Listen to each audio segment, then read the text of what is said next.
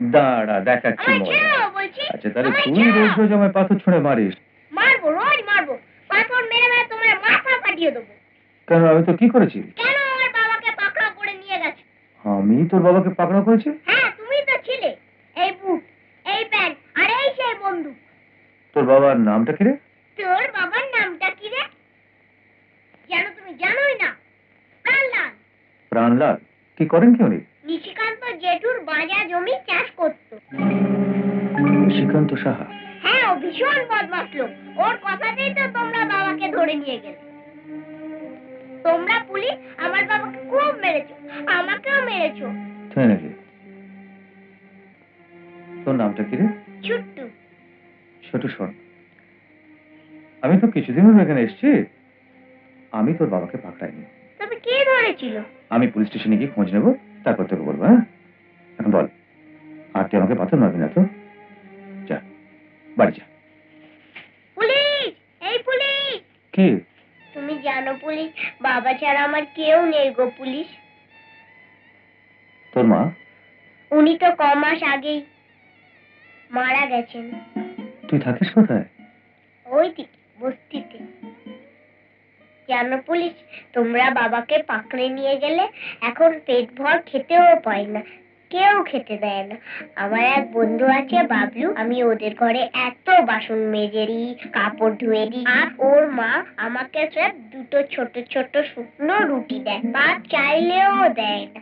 জানো পুলিশ, ভাত কুকুরকে দিয়েছিল, তবু আমায় দিল না। তো খিদে পেয়েছে না? তুই চল আমার সাথে, আমি তোকে ভাত না, খাওয়াবো। আমি তোমার সাথে কিছুতেই যাবো না। সেদিন বাবাকে ধরে নিয়ে গিয়ে আজ বলছে ভাত খাও না। যতক্ষণ না আমার বাবা ভাত নিজে নিয়ে আসবে ততক্ষণ আমি কিছুতেই খাবো না। কেউ দিলেও না। এই তোমায় ছুঁয়ে বলছি। শোনো পুলিশ, তুমি আমার বাবাকে ছেড়ে দাও, আমি তোমাকে ডাসা পেয়ারা এনে দেবো, এই বড় বড়। কোথেকে আনবি? আমাদের ওখানে অরুণদের বাগানে এই বড় বড় পেয়ারা। বাগানের মালি দুপুরে শুয়ে থাকলে আমি চুপি চুপি গিয়ে নিয়ে আসবো। চুরি করবি? চুরি করবো কেন, গাছে চড়ে নিয়ে আসবো। যাদের বাগান তাদের না বলে আনাটাই তো চুরি। আচ্ছা, না বলে আনা চুরি হয়? তাহলে আমি চুরি করবো না। Good bye. এই পুলিশ, পুলিশ, এই আবার কি হলো? পুলিশ, এই নাও 1 2 3, হিসাব মিলিয়ে নাও। হিসাব? বুঝলে না? আমি তোমায় 3 দিন 3টে পাথর মেরেছি। আজ তুমি আমায় এই 3টে পাথর মেরে শোধবোধ করে নাও। আমি যখন বলবো তখন মারবে। মারো পুলিশ, মারো। মারছো না কেন? মারলে তো লাগবে না? যখন আমি তোমাকে মেরেছি তোমারও তো লেগেছিল। আমি জানি তুমি শোধবোধ না করলে আমার বাবাকে ছাড়বে না। তুমি মারো। মারছো না কেন? মারো। মেরেছি তো। দেখ, তুমি তো আমায় চুমু খেলে। জানো পুলিশ, আমার বাবাও না আমাকে ঠিক এভাবে আদর করতো। ছোট্ট, আমি জানি না তোর বাবা কোন অপরাধে ধরা পড়েছেন, কিন্তু আমি তোকে কথা দিচ্ছি, যেভাবেই হোক আমি তোর বাবাকে তোর সাথে মিলিয়ে দেবই। সত্যি? সত্যি। দাদু, চলো, আমি খাবার বেড়ে দিয়েছি। কি রে, এত শিগগির খাবার দিয়ে দিলি? কোথায় শিগগিরই, 10টা বেজে গেছে, খেয়াল আছে? ও,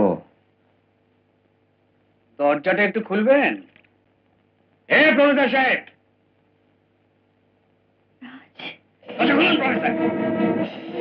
আমি বলেছিলাম না দাদু, পুলিশে তুমি রিপোর্ট লিখিও না। দরজা খুলুন। না না দাদু, তুমি ভুলেও দরজা খুলো না। আমি পেছন দিয়ে গিয়ে এক্ষুনি পুলিশকে ডেকে নিয়ে আসছি। হ্যাঁ, আরে দরজা খুলুন প্রফেসর, দরজা খুলুন। আরে কি হলো, কি দরজাটা খুলবেন তো? খুলুন। আরে কোনো জবাবই দিচ্ছে না। চল দরজা ভেঙে ফেলি। ইন্সপেক্টর সাহেব, ইন্সপেক্টর সাহেব। তুমি এত রাতে? হ্যাঁ, ওই রাজার সঙ্গীরা দাদুকে। রাজ আর ওর সঙ্গীরা কোথায়? হ্যাঁ, বাড়িতে। চলো শিগগিরই চলুন। দাদু, দাদু, দাদু গো। এতদিন ধরে আমরা চোখ কান বন্ধ করে সব জুলুম যন্ত্রণা সহ্য করেছি। আজ প্রফেসর সাহেব মুখ খুলেছেন। দেখো তো, মা বলে না রাতের বেলা তো বিপদ ছিলই, এখন তো ঘরের মধ্যে ঢুকে মারপিট শুরু করে দিয়েছে গুন্ডারা। আমি বলতে চাই পুলিশ আছে কিছুর জন্য, ঘুষ খাওয়ার জন্য।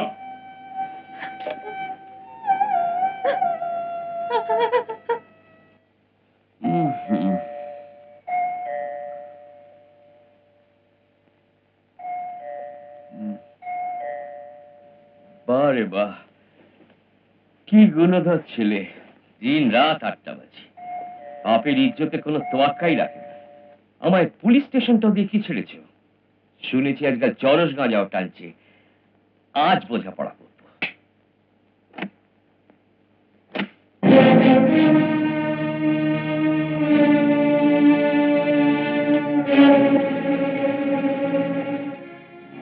তবে ও কোথায় আছে? কি কাজ আছে আপনার ওর সাথে? আমি জিজ্ঞেস করছি, রাজ কোথায়? আপনার দরকারটা কি? হুম। আপনি তো এসপি সাহেবকে নালিশ করেছেন। আমি কি নালিশ করেছি? এই যে আমি আপনার সৎ গুণধর নির্দোষ ছেলেকে বিনা দোষেই গ্রেফতার করেছি। আমি এই প্রশ্ন করতে চাই, আপনার সুসভ্য ছেলে এই সময় এত রাত অবধি নিজের সততার ঝান্ডা কোথায় গাচ্ছে? দেখুন, আপনি ওর গার্জেন নন যে আমাকে কৈফিয়ত দিতে হবে। আমি ওর বাপ। বলবার দরকার নেই। ওপরে কটা ঘর আছে? আমি জিজ্ঞেস করছি, ওপরে কটা ঘর? অফিসার, এই গোপাল রঞ্জন চৌধুরী এমএলএর বাড়ি। তুমি হয়তো আমার দৌড় কথাটা জানো না। আমার জানার দরকার নেই, আমার শুধু রাজকেই দরকার। চুপচাপ ওকে আমার হাতে তুলে দিন, আমি 1 মিনিট এখানে থাকতে চাই না। ওপরে যাবেন না, ইউ আর ট্রেসপাসিং। ওপরে আমাদের বেডরুম, বাড়ি মেয়েরা শুয়ে আছে। যে ঘরের একমাত্র ছেলে সারা শহরের রাতের ঘুম কেড়ে নিয়েছে, সে ঘরের কাউকে আমি নিশ্চিন্তে ঘুমোতে দেব না।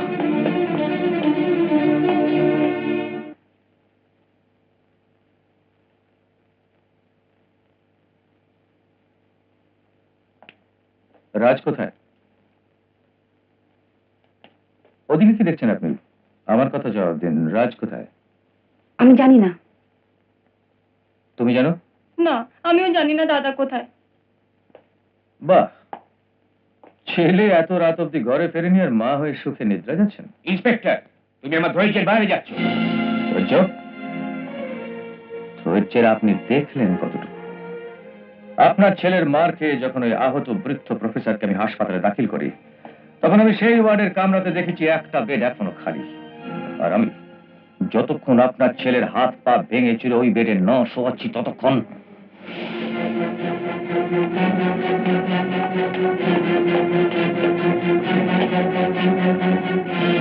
শুনুন মিস্টার গোপাল রঞ্জন চৌধুরী, আপনার হিসাব মতো আমি হরিদাসপুর পুলিশ স্টেশনের কুর্সিতে মাত্র 10 দিন আছি।